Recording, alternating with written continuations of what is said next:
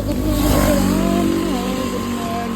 Nakapagpagawa ng ulan, walang masasakyan.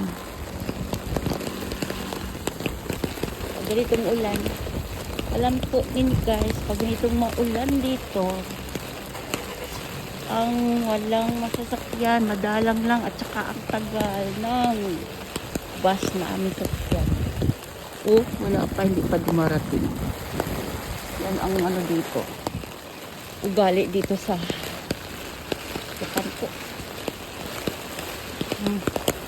Saga ng ulan po. Ang laki. Naglalakad-lakad na muna pa. Mga mamaya-maya pa yung darating. Late ang aming sasakyan po. Pas. Natural po dito. Mag-antay kami sa mga sakayan dito sa bagan. Lakas parang may bagyo.